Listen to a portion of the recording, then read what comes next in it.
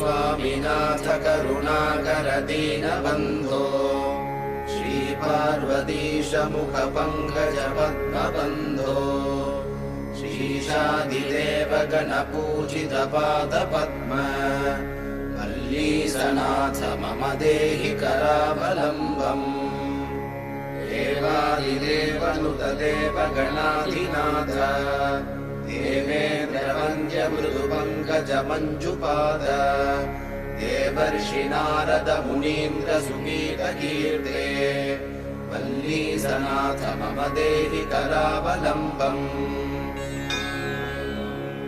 नित्यान्नदाननिरताखिल रोगहारिन् तस्मात् प्रदान परिपूरित भक्तकाम